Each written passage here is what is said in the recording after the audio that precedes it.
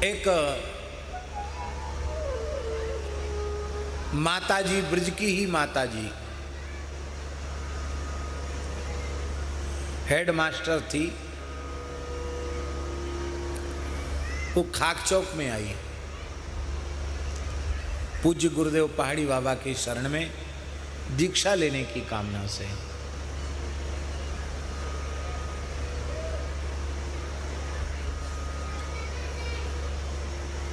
बहुत ज्यादा आग्रह देखकर महाराज जी ने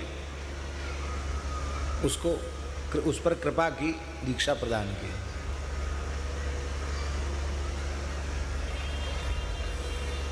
वो तो दीक्षा लेके गई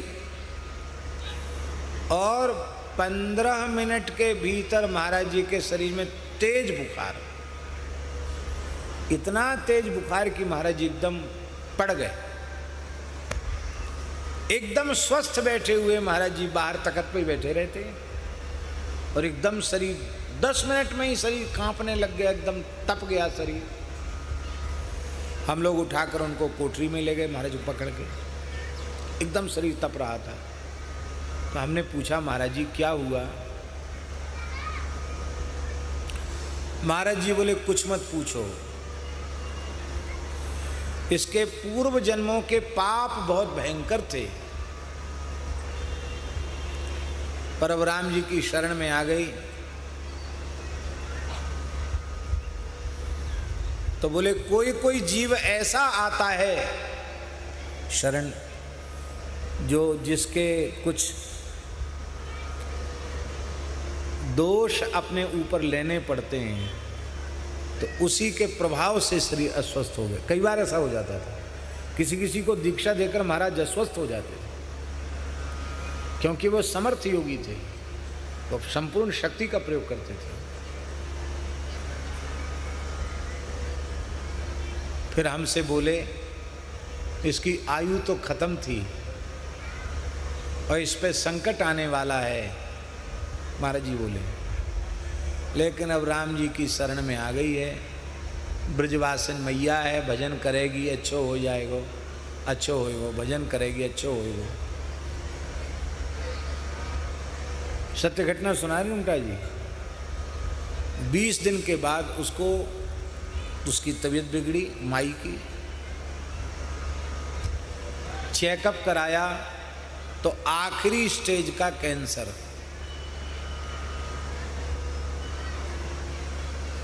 उसके तो होश उड़ गए। ब्लड कैंसर, पूरे शरीर में कैंसर, मतलब पहले तो पता ही नहीं चला।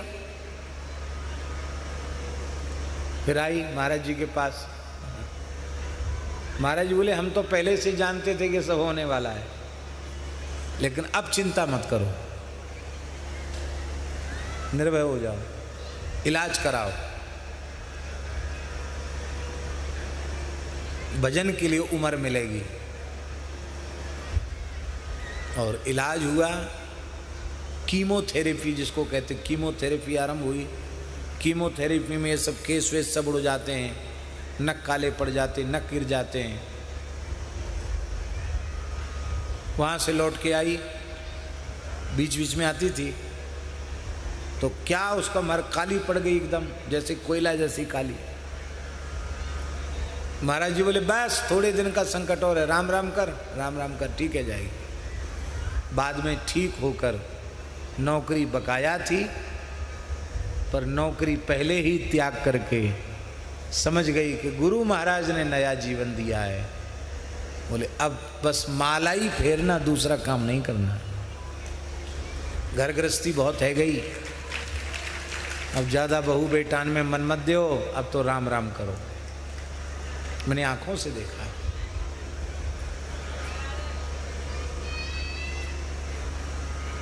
तो महाराज ऐसे भी हाँ स्पर्श का प्रभाव, महाराज जी ने कहा स्पर्श इसका हो गया, स्पर्श से इसके दोषों को मुझे लेना पड़ा। इसीलिए बहुत से महात्मा विचार रखते हैं कि कोई उनका स्पर्श न करे। और हमको भी बहुत बड़े बड़े महापुरुषों ने ये बात कही है कि आप किसी को स्पर्श न करावें। परम श्रद्धेय श्री विनोद बाबा ने भी हमको कहा, और भी कई महापुरुषों ने कहा। लेकिन भैया हम अपनी तरफ से तो मने करते हैं, और कोई छी जाए तो छी जाए भैया, ये किसी से भी किसी तरह का हित होता हो, किसी का भी, तो कर ले वो अपनो हित, अपनो कहा, जैसी भगवान की इच्छा, ऐसा बात।